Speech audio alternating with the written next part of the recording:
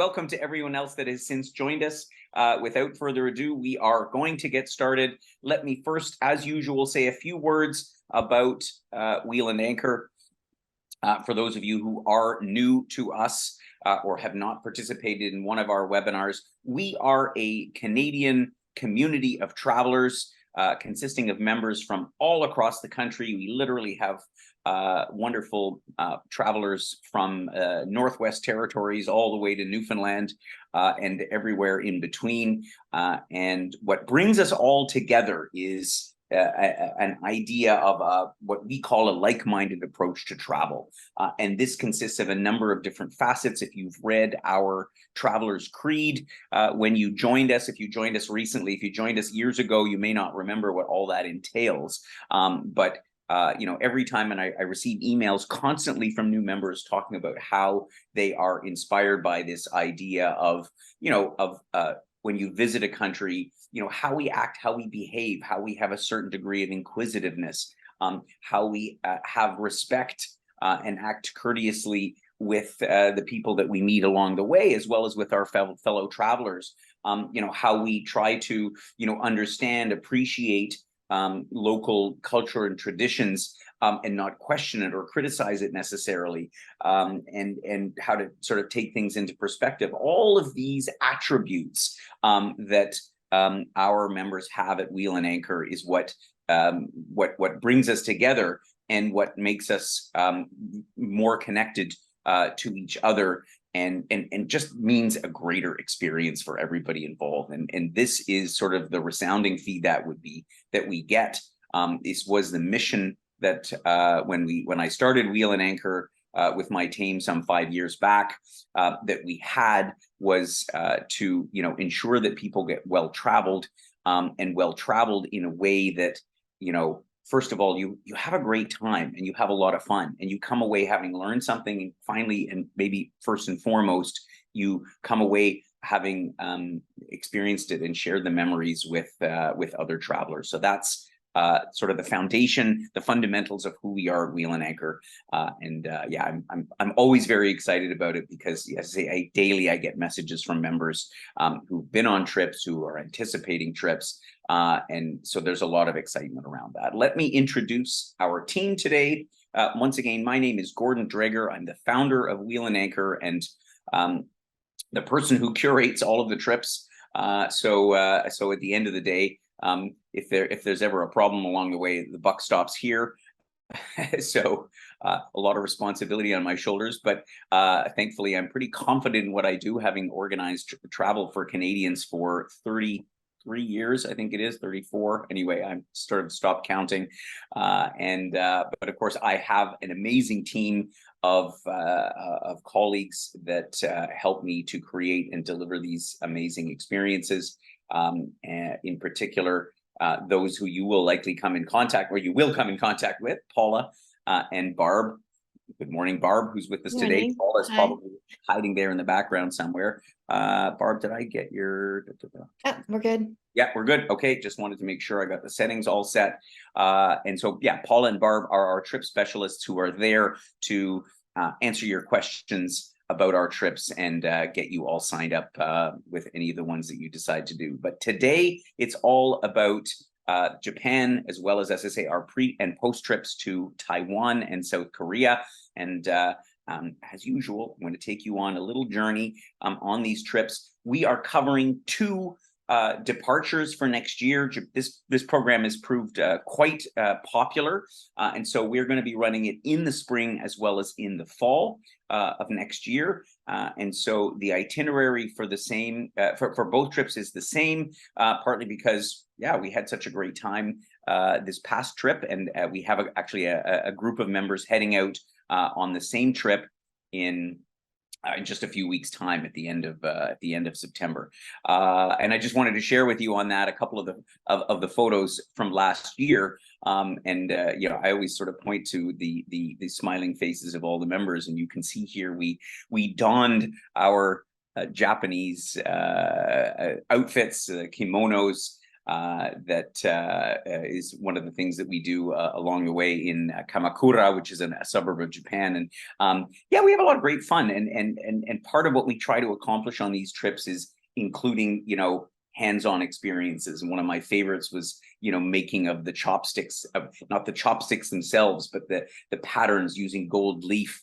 And just a lot of laughs, a lot of fun had by all, and of course, as I say, some amazing scenery that we see throughout all of these amazing cities, and a lot of countryside as well. There's a great mix of rural, of urban, in all the places that we stop. So, as I say, we've had a marvelous time, and consistent with my philosophy on how we operate trips, I say no two trips are the same, even if the itinerary looks the same.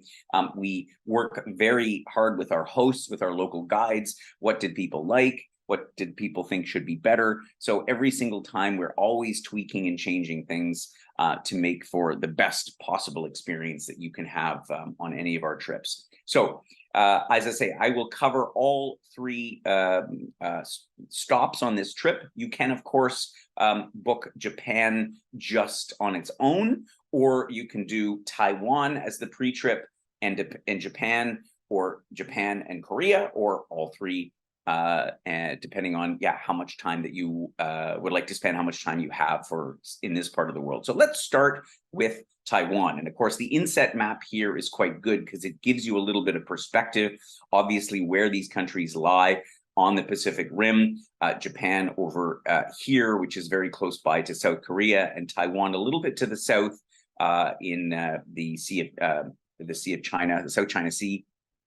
And our trip here will begin in Taipei. And one of the good things about starting in Taipei is that we have nonstop flights from Toronto to Taipei on EVA Airways, which we've gotten a lot of feedback from our members is a very popular airline to travel in. They really are among the best, I think, in the world as far as comfort and service. And so we can fly nonstop from Toronto and Vancouver into Taipei, and with connections from other cities. And we'll spend the time from Taipei. And because Taiwan, just like Japan and Korea, avails itself or it offers a high-speed, the HSR, a high-speed rail system, we can also do a trip down to the very south of the country, down to Kaohsiung, as part of our itinerary here. But mostly we'll be focused in sort of the greater Taipei area, where there is really so much to see, and we'll have 5 nights to enjoy all that. So let's talk about a few of the highlights in Taipei. When we arrive in, of course, we don't plan a lot on the first day. It's a long journey. Jet lag is always a factor, but we'll be whisked into our hotel, which is right in the heart. And we're going to be coming back to the same hotel that we stayed in this year in May, and where our members are going to be going next month, which is called the Humble House, which is an amazing, it's a very cool, unconventional hotel. I don't even know if I could call it a boutique hotel, but it's kind of like, it's an art hotel, and it's got sort of very funky design. There's the front door is locked, which is a very interesting concept. And so it's not an apartment hotel. It is a full service hotel. It's a 5-star hotel. Our members really enjoyed it because we actively try to find the types of accommodations that are not just emblematic, but also a little bit different than staying in the usual Hiltons and Sheratons and all the rest of it that most of us have had too much of. When we're in Taipei, we've got some wonderful local guides who are going to be taking us around, and we're going to spend some time, first of all, orienting ourselves in the city, and seeing some of the most important monuments, and understanding a little bit about the history, and all in the context of current affairs. And we all read the newspaper and understand the tensions that exist between China and Taiwan, and the geopolitics of it all. It all started back with Chiang Kai-shek, who was sort of the founder of Taiwan. We'll visit his memorial in Taipei and really learn about how Taiwan got to where it is now. And it's important, I think, to understand, because then you can get a little bit more of a grasp of, why things are the way they are. So we're going to look around a little bit. We're going to also head up Taipei 101, which is this very tall building you see here with an amazing observation tower and great views all around a greater Taipei area. You then have a whole day at leisure. And this is an important part of the how we organize our trips, because again, in all the years I've had of organizing travel, is one of the top comments that I've gotten in the past was, there's just not enough time to do stuff on your own. And all of these cities on this program, and in particular Taipei, but also Tokyo and Kyoto and Seoul, are very safe, very easy to get around. And it's daunting at first, but that's why we have you get a bit of an orientation of it. There's so much to see that's within walking distance of the hotel, but you can also get out and use the local transit system. Everything is clean, it's efficient, it goes everywhere. You might go up, for example, Elephant Mountain, which is just adjacent to the city center, and here you have different animals that they have in the park, but more importantly, I think great views all across Taipei. There's a winery that we can visit. We probably never tried Taiwanese wine before. And of course, there's tons of temples and just interesting parts of town. And of course, all the markets and so on. So with the host or on your own, you can go out and spend a day looking around Taipei. We'll then have a day where we visit some of the intricate and glorious Chinese temples, or Taiwanese temples that they have all around Taipei and the environs. And we're going to, as I mentioned at the beginning, make a full day trip to Kaohsiung, which is Taiwan's main port city in the south, but it features a lot more. If you look here, for example, at this very cool Fogongchang Monastery, which is one of the highlights of our visit. We'll see the Dragon Tiger Pagoda. And I think this is one of those aspects of the trip that I think a lot of our members report as being most fun, is just riding on a high-speed railway. The HSR travels 300 kilometers an hour. So we get the distance from Taipei to Kaohsiung is about 300 kilometers, and it does it in about 90 minutes. And so that's really part of the excitement. And you get to see some of the countryside along the way, because Taiwan along one side is very mountainous and green. And I think this is one of the aspects of Taiwan that we don't really expect necessarily, is the fact that there is actually a lot of nature and green and scenery. And, although we don't have the time on this trip to get into the nature and scenery, we will sort of get glimpses of it on our way to and from Kaohsiung by high-speed train. Of course, food is such a big part of our trips, and we will spend a day doing a bit of a taste tour, and in fact we'll have a chance to actually learn about Taiwanese street food, in particular, how it's made. Here you can see xiaolong bao, which is like a type of Chinese dumpling, similar to shumai. For those of you who are familiar, I'm personally a big lover of Chinese cuisine, and so as I say, the tour today will give us a chance to understand a little bit more about how these things are made, and give you a chance to dabble in ourselves. We'll also visit and one of the oldest districts in Taipei called Dadocheng, where we see some of the ancient Taiwanese architecture and culture and so on. So all in all, we're going to get a lot of aspects of Taiwan in the 5 nights that we'll spend on our pre-trip. From Taipei, we fly directly into Tokyo, specifically into Haneda Airport, and we will join up with members who are going to participate only in the Japan part of the tour, or in Japan and Korea. So when we arrive in Tokyo, we'll have a day at leisure. Just to give you the overview of our Japan program, and this is tried and true. In fact, since we first did Japan back in 2019, we haven't changed much on the trip, largely because people have found it to be very all-encompassing in terms of what you can actually accomplish on on a short, relatively short trip to Japan. So we start in Tokyo, of course, the largest city in the country and one of the largest cities in the world, as we all know. And we will explore some of the greater Tokyo area, as I say, also heading out to Kamakura, which is a little seaside town not far from Tokyo itself. From here, we'll head out overland to a little town called Hakone and up on the side of Mount Fuji, depending on the weather.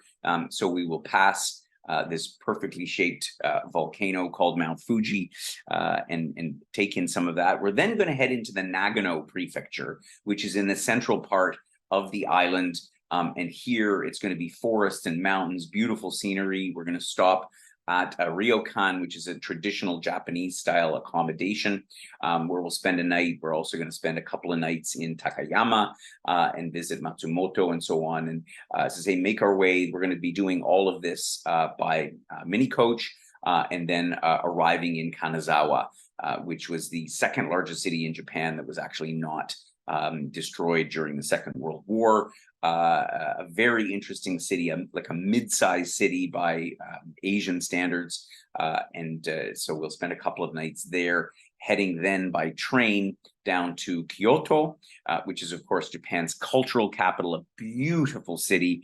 And we'll spend a bunch of nights there and do a day trip down to Hiroshima, as well as to Nara for the famous temples. And then for those continuing on to Seoul and South Korea, we'll fly out of Osaka, which is nearby Kyoto down here. And for those going home after Japan, they'll head back to Tokyo and fly out of one of the airports there. So yeah, let me fill you in a little bit on what some of the highlights of what we're going to see and do in Japan. So as I say, the first day will be the arrival day, either for those coming from our pre-trip in Taipei or joining us directly from Canada. So we'll have kind of a quiet day. We're staying in the Ikebukuro region of Tokyo. Tokyo is, like many cities, but in particular is divided up into so many different neighborhoods. And, this aerial photo gives you a sense of how massive this city is, with some 25 million inhabitants covering the greater Tokyo area. And so, but from Ikebukuro, we can really wander around and really get a great sense of this part of Tokyo. But of course, there's an opportunity, and we'll go and see the Ginza and the famous streets that are all lit up with neon at night.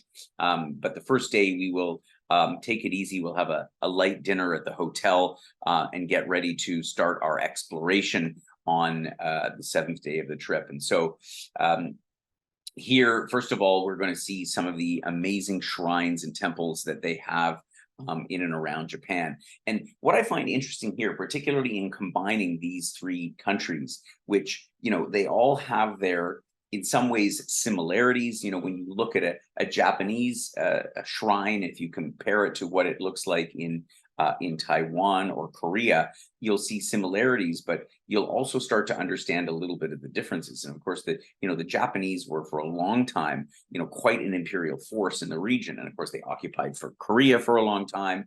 And they were down in Taiwan, and sort of the interplay of the Japanese throughout the centuries is what I find interesting about combining these stops in these ways. So we'll see, as I say, Asakusa, which is this beautiful red temple.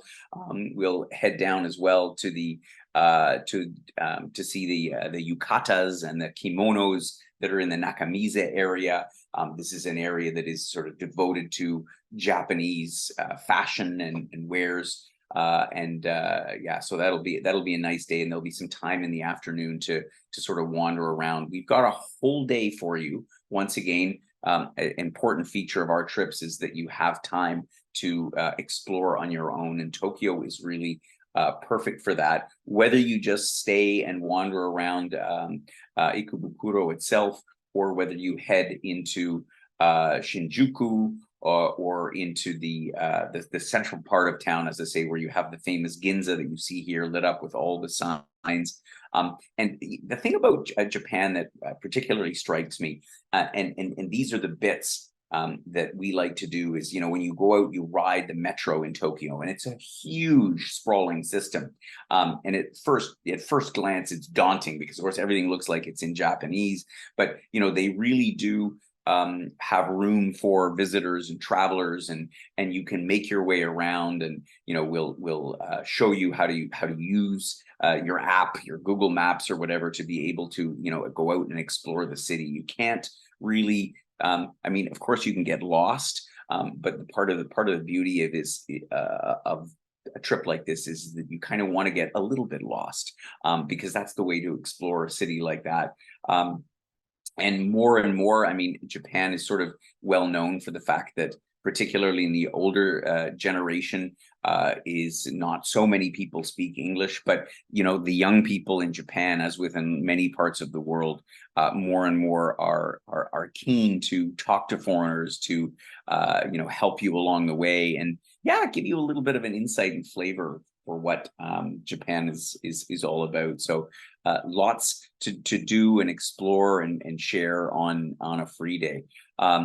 One of the things that I liked most about our last visit to Japan, was heading down to Kamakura. So this is like heading out into the suburbs. It's not really a suburb. It's a coastal town that is a bit of a bedroom community for Tokyo, but has some great views of the Sea of Japan. They've got a big long beach there, but mostly we're going to explore some really, really cool temples, in particular the Kotoku temple, with this giant Buddha that they have there. They've got a beautiful little shopping street called Komachi, where you get to see some Japanese crafts and wares, and this is actually the spot where, certainly on our last two trips, a lot of our members decided to don the yukatas and the kimonos, and sort of walk around with that for a little while. And it is a lot of fun, and a great way to sort of experience and embody a little bit of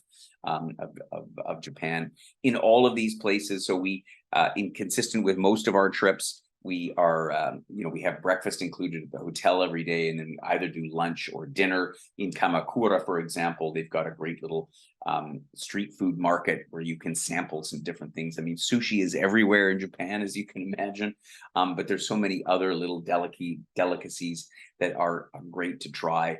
And, as I say, Japan is, so clean, so efficient, so safe, that you can really eat just about anywhere. So after 4 nights in Tokyo, as I said, we'll then head out into Nagano Prefecture, and you'll recognize the name Nagano from a previous Olympics that were held there. And this is really the countryside of Japan, and the hallmark of it all, of course, Mount Fuji, which when the weather is perfect, you can see it in all its glory, the snow-capped peaks of it. On this day, the plan is to head out to the so-called 5th station. So there's various levels that you can go up Mount Fuji. I know that on one of our past trips, we were unable to get up there because of the weather. But at the same time, later on, the weather clears, and Mount Fuji is one of those mountains that it's best to admire from away from it, than going from the side of it. But we'll see, and we'll see what happens. We'll hopefully have some luck and get up onto the 5th station of Fuji. But before we get there, actually, one of the surprising stops that we did that was a delightful experience for everybody was the Hakone Open Air Museum, which was an incredible sculpture museum where they have works from very, very famous artists, many of them Henry Moore and so on, that you will know, and a combination of sort of traditional modern sculpture gardens, even for people who are not necessarily into art and sculptures. I think that I haven't heard anybody that didn't say that it was one of the highlights of the trip. And so after a bit of a day of driving, I mean, luckily we don't have too long drives anywhere in Japan. We'll arrive into Suwa, which is where we will enjoy our ryokan. And the ryokan style accommodation is in many ways, much like a regular hotel, but most notably is the fact that you have the opportunity, which you can either opt in or opt out, but you have the opportunity to sleep in a classic ryokan fashion, which is like a futon type mattress that sits on the floor on a bamboo mat. For those that prefer not to have that experience, that's of course an option as well. But it is really nice to experience this very traditional style of Japanese accommodation, and we're only going to do it on one night. But the ryokans very often feature as well the onsen, which are the Japanese hot springs, and so most ryokans, and they also have spas that feature onsens throughout Japan, and the whole rituals that go along with it. I'm not going to tell you. I'm not going to go into great depth about it, but it's one of the must-do experiences in Japan. We continue north here through Nagano Prefecture, stopping at Matsumoto. This is this grand castle that you see here. One of the only original castles of this nature that's remaining in all of Japan. Unfortunately, most of the rest of them were either destroyed during the war or just taken down. And here, I recall affectionately where we had some of the local Japanese dressed up in like samurai outfits, and interpreting kind of the feeling that you would have of being the lord or a visitor to the castle like Matsumoto. We'll also visit in here an amazing folk craft museum that gives you a little bit of an insight into rural life in Japan going back. So it's a terrific day there. We will, as I say, continue on through the countryside. And what I really remarked is that we all sort of picture Japan in our minds of you think about Tokyo and Kyoto and Osaka, the big cities, but the countryside is just absolutely magnificent, and all these towns and villages along the way, Takayama being yet another one with a little river riding through it. This is a home. This region is the home of the so-called Hida beef, which a lot of us have heard of. The Japanese Kobe beef, the famous beef that is where they feed beer to the cows and they massage them, and they get treated very, very well, and you end up with this very expensive quality of meat. The Hida beef is kind of the next level down from Kobe beef. We'll sample some, of course, made from the Wagyu cattle. And you'll be really amazed at this sort of style of cuisine and so on. We'll have a chance to visit a great little morning market here that's on the banks of the Miyagawa River, and another museum that focuses on the Edo period, which is back from roughly the 17th to the 18th centuries in Japan. We continue up via Shirakawa-go. This is a UNESCO World Heritage Site that is particularly known for these these thatched roofed houses. And the picture almost doesn't do it justice, but I really love this spot because these roofs are like a meter or more thick of thatching, and so they're fascinating. Some of them are still lived in. Some of them are like little open air, folk museums inside. Some of them have some fantastic little art pieces and knickknacks and so on that you can pick up. But overall, these houses, Shirakawa-go sits in a valley, and I know some of us climbed up to the edge and looked over the amazing view with the mountains and these grass-style houses. Very, very cool. We'll end up, as I say, in Kanazawa, where we will spend a couple of nights. And what I like about this part of the trip is that, most people will never, we've all heard of the big cities in Japan, but Kanazawa is probably not one of them. And so being one of the most important port cities on the Sea of Japan side of the country, as opposed to on the Pacific Ocean, is that it was actually the origin of the samurai. And so we will get a glimpse into a little bit of samurai culture and learn about what it was all about, because we always think about the samurai as these, these great warriors, but they were actually much more than that. And without giving you sort of the whole history lesson today, you can read a little bit about it in our detailed program itinerary. Sorry, I jumped ahead there on the slide. We will visit the Nomura residence, which is an ancient samurai family, and understand a little bit about that the samurai were as much intellects as they were warriors. So fascinating. It's in Kanazawa as well that they specialize in gold leaf production. Once again, I know a lot of our members are like so excited to see all the different bits of art with gold leaf that you can buy. But here's where we'll do our chopstick making exercise, and we'll spend some time working with the gold leaf and making our own chopsticks. That's a little bit of a fun souvenir to take home. So after Kanazawa, we will embark on a train journey and head down to Kyoto. So the first of a couple of train journeys through Japan. This route is still more of a regional train route. It's not yet, they were just in the process of building the bullet train, the Shinkansen between Kanazawa and Kyoto, but I think it's not quite done yet. But nevertheless, it's very, very comfortable and efficient, like everything in Japan. Needless to say, you need to arrive at the station right on time, because the train leaves to the second at the time. We will have our luggage transported separately from Kanazawa down to Kyoto. So it'll actually go out early the morning of and be waiting for us in our hotel. And we will get to Kyoto. Kyoto, for those of you who aren't at all familiar with it, is really the cultural heart of Japan.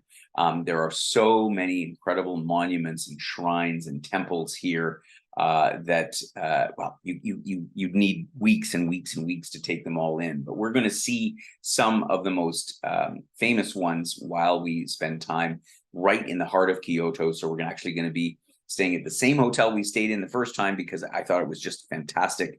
Literally a few steps outside of Kyoto main station.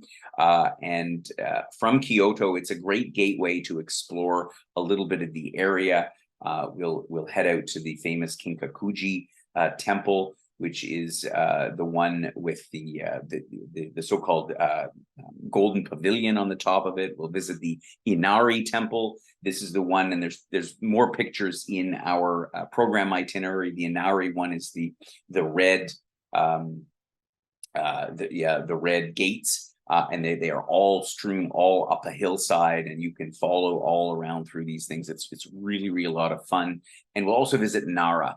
And Nara was the capital of Japan way back in the 8th century. What's neat about Nara is not only Daibutsuden, which is this massive wood complex that served as the main palace of Japan, but also outside in all the wonderful gardens around, you have these deer, the Asian deer that wander around. They're super friendly. Of course, there's lots of visitors and travelers around, so they can come up to you and they sell little bags of food. And it's we're well accustomed to deer in Canada, but these guys are a little bit different, and they're very friendly and inquisitive, and it just adds to the whole vibe of an experience in Nara. So we'll go back for another night in Kyoto, and then make a day trip down to Hiroshima.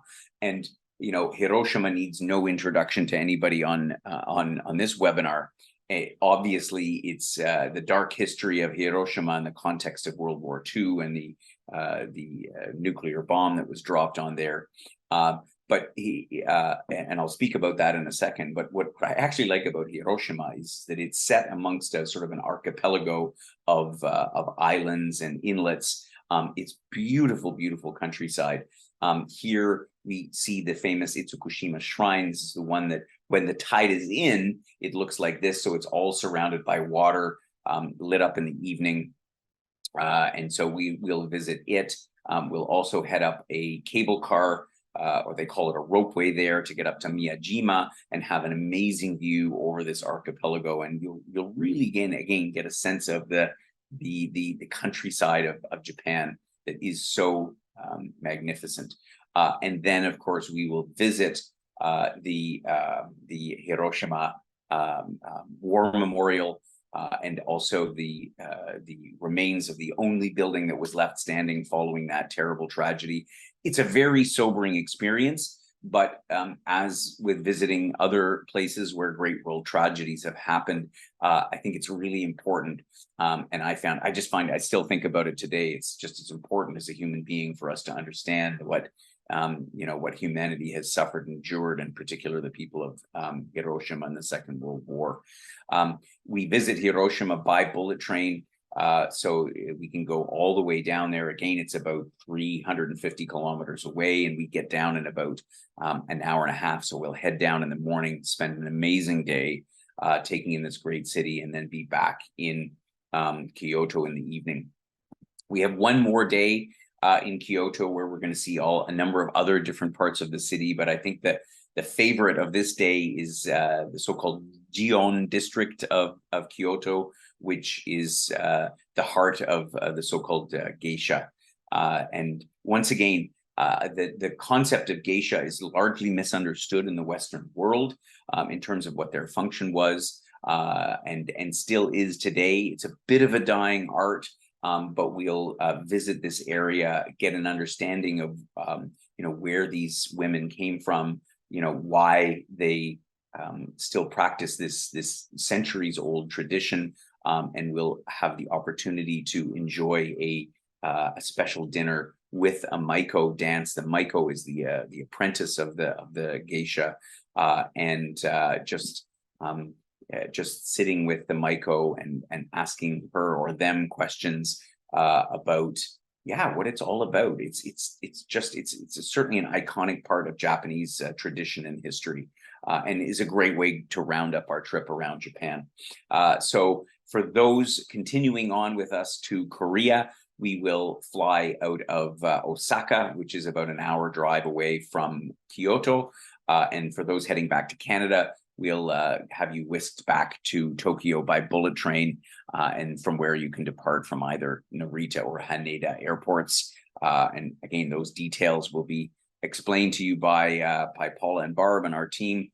And so the last part of our presentation today, all about South Korea, in particular Seoul, the capital here. So we focus our trip in Seoul, which is, of course, at the north part of South Korea, not actually that far from the border to North Korea.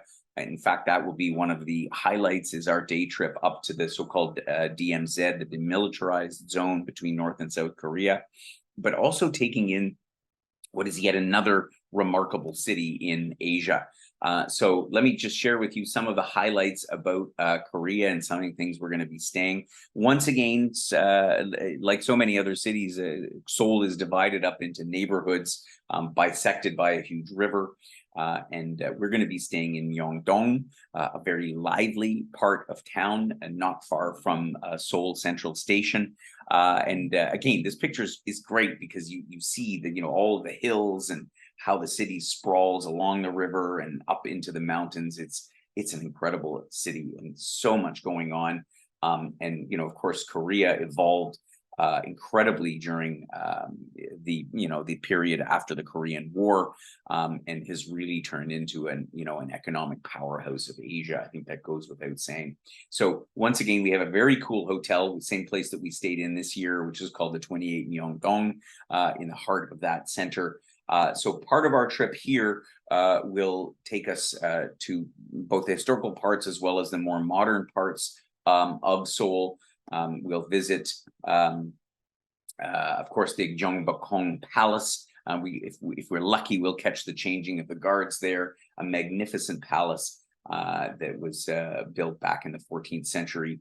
And we'll also head out into some of the well-preserved old neighborhoods, in particular this one, Bukchon Hanok.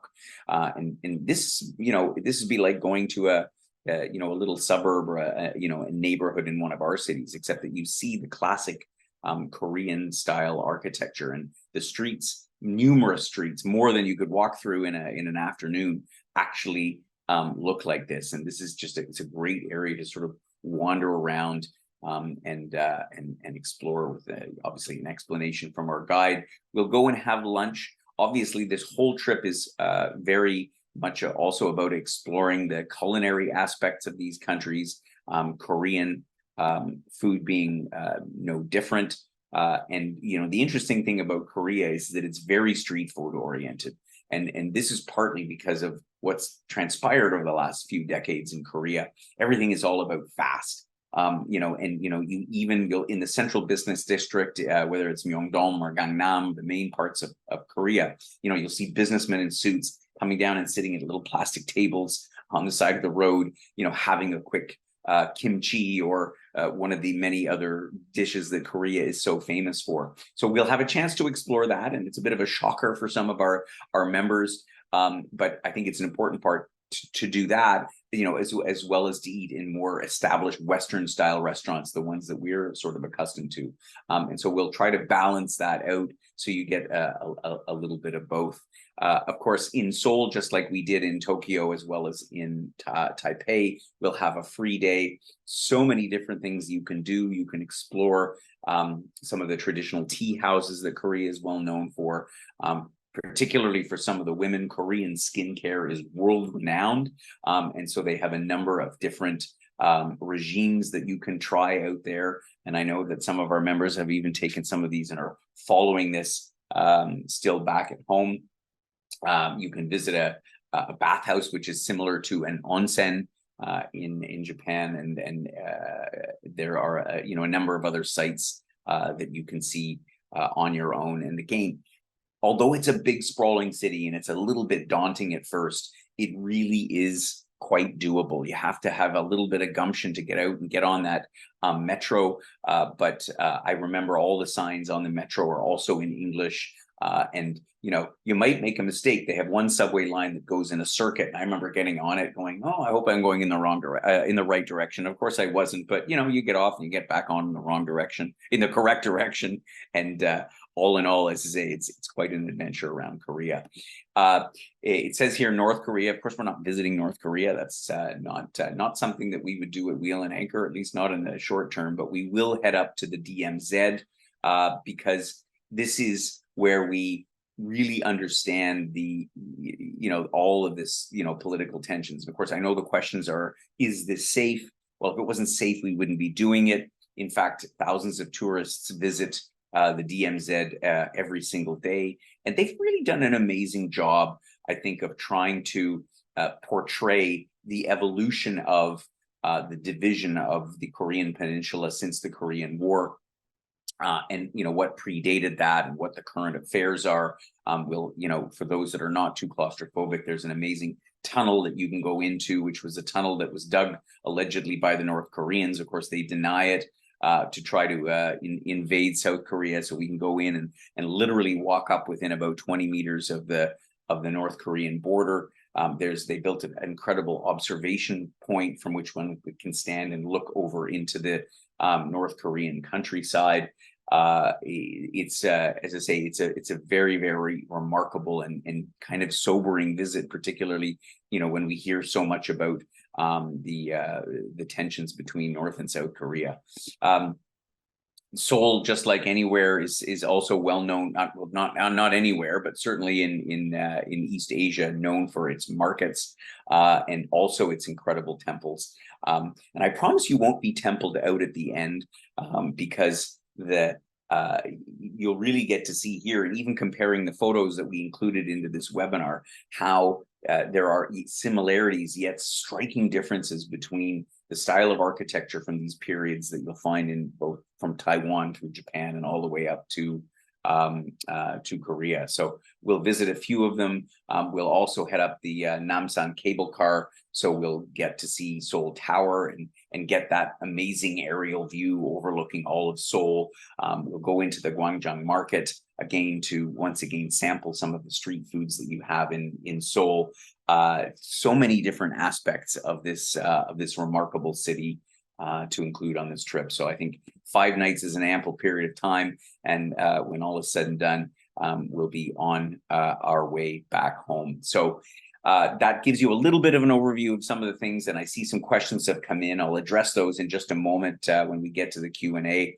I'm not going to dwell on this. Of course, all of the information about the pricing of our programs and all of the inclusions is in the program itinerary. Our Taiwan pre-program here that you can see just the pricing for it. I note some pretty attractive single pricing that we were able to achieve with our hotel partner over there. Generally speaking, on our pre and post programs, they are 5 nights in duration. We have, of course, the transfers to and from the airport. We have some great English-speaking local guides. In fact, I was just chatting with our guide in Seoul the other day. He's a former professor, a fascinating individual that is really looking forward to our group's arrival, not only next year, but also already this year. And we will hand you as well a transportation card so you can get around in Taiwan. Here, our Japan trip. So you can see the dates, May and September, as well as the price points. I note as well, again, that comparatively speaking, it's pretty attractive. We've tried to make it as attractive as we can for our solo members who want to have their own room. And once again, all of our transfers are included there. And it's listed out in great detail. We do suggest flying to Haneda Airport where possible in Tokyo. It's much closer to the city center, whereas Narita is quite far out. It's about an hour and a half away. But again, depending on where you're flying from, we can work that out with you with Paula and Barb. We've got 13 nights in some great hotels, everything ranging from the Metropolitan Ikebukuro in Tokyo to the Ryokan in Suwa. Some great spots to stay there and give you a great sense of Japanese culture. Finally, Seoul listed here, our 5-night program noted in Canadian dollars. And once again, 5 nights here, staying at the great 28 Myeongdong, a very cool hotel in that district of town. And as I say, of course, the guiding and breakfasts and either dinners or lunches every day. Yeah, so that just sort of rounds out all of that. Of course, airfare is something we organize for you separately. And so we can facilitate not only your trans-Pacific airfare from Canada over to Taipei, Tokyo, or Seoul, as well as the flights that go in between those countries, and travel insurance, which of course is highly recommended. Just to give you a sense, airfares across the Pacific have gone up more than other parts of the world for various reasons. Well, the biggest reason being the inability of North American airlines to transit your Russian airspace, and therefore there has been a reduced capacity in the Pacific region. So to give you a sense, these are the current airfares. We are hopeful that over the course of the next several months that they might go down as new routes are added that sort of avoid, as I say, transiting that Russian airspace. But that these are the range that you're looking at right now, flying between Canada and not just Tokyo, but pretty much if you were to fly, for example, today from Canada, from, for example, Toronto to Taipei and back from Seoul, Korea, it would be roughly the same range. And again, we can give you more guidance on that at the appropriate time. We have a little bonus for those who are able and willing to sign up early. This trip did sell out in the spring pretty quickly, as well as in this fall. So obviously getting on board early is never a bad idea. So a couple of $100 early booking bonus for those who sign up early. You know, almost time for questions, and I see a few have come in, so Barb's going to help me facilitate all those. But of course, you're always welcome to give us a ring or drop us an email, and we'll make sure that we get all those questions answered. So, Barb, over to you. Yeah, we've got a few questions. One is actually about the arrival and departure airport, which you did cover. So yep. That's the Haneda. Just email Paula or myself if you're interested in the trip. We will send you the full additional information document that goes into all the fine details of where to fly in and out of, how transfers work. So we're happy to send that out to you. The second question we have is how many tea gardens would you be visiting? How many tea gardens? Any? We have an expert, a certified tea sommelier. Ooh, wow. Okay. Yeah. We'll have to count them up for you because I mean, we have a number. We have a few tea gardens that are included in the context of the program. But if that's the focus of your trip, and again, that's why we have free days in each of the main cities on the trip, Taipei, Tokyo, and Seoul. Is if I were you, whether it's tea gardens you're interested in or some other facet of the local culture, I would do my research and align on trying to see as many of those. So we have a few. I don't know the exact number. And so if you need to know the exact number, just drop us an email and we'll find out and get back to you. Okay, perfect. Jane is asking if people are doing the pre and post options, are the flights included, or is there specific flights that will be advised for how that works? Yeah, so what we do is we will suggest the flights to take in between the pre and post, just so that we can all go together. Makes it a lot more fun and a lot easier for us to arrange. So at that time,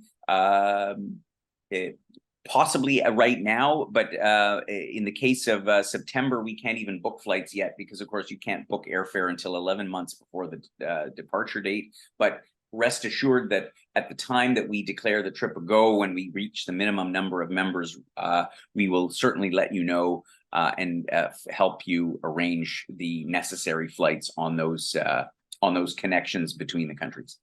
Okay. There's also for the Taiwan pre portion, we have a question if the Elephant Mountain and Longshai Temple is all in one day. So the Elephant Mountain is not part of the program. That's an option that you can do. And so you probably have to allocate a good half a day just to that. The Longshan Temple is part of our program, but will be taken in on, let me just double check here. Find it. I just have to confirm back if that's the timing of all of that. Here's the philosophy that we always follow, just without specifically answering that question, because I can't find it off the top of my head.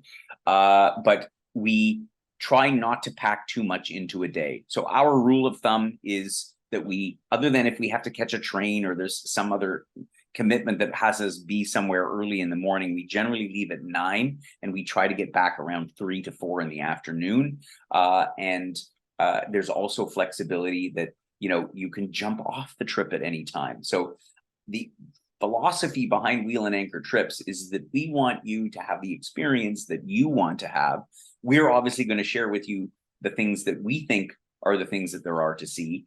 But we find people ask all the time, wow, I'm not really so interested in that, but I really want to see this. Well, absolutely. And we'll, again, between our local host, between our host and our local guide, we'll try and make that happen for you. So we'll have to confirm. As I say, I'm not 100% sure of the logistics of whether Longshan is where that fits into the program, but there's adequate time for it. Okay, perfect. And the other question is in regards to the spring and the fall weather, and is there a better time to do the program? We've picked these particular timeframes because the weather is sort of similar.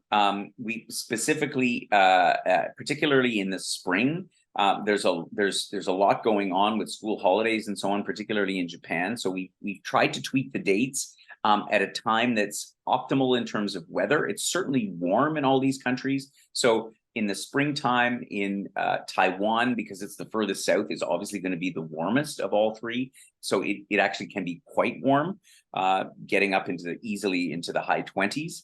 Japan will be more temperate, particularly in the mountains. And will be likely, now it won't be so cool at night. I mean, we're pretty much into early summer in all these spots. And so, yeah, can't really say whether spring or October is better. I would say they're similar in terms of weather and in terms of precipitation and so on. Okay, excellent. And somebody's asking if they'll be seeing the cherry blossoms. No, the cherry blossoms are earlier in the year. The cherry blossoms in Japan are in March. And it's a great question because we always get this question, and I won't go to Japan during cherry blossoms because it's a zoo. Full stop. Yeah, it's we are very much aware of them, and so my quite brutal attitude on that is Their cherry blossoms are certainly beautiful. They're also beautiful in Vancouver, for example, in the springtime. But it is nearly impossible to get hotel space. It's a zoo. It's really not the optimal time to visit, in my humble opinion. Okay, I think those are the questions that have come in so far. So if people have other questions, they can certainly contact us by phone or email, and we would be happy to share additional information or answer any other questions. For sure. So we'd be delighted to have you on this trip. As I say, we've already run it a couple of times with great success and fanfare, and we're heading back in a few weeks' time. So please do join us next year.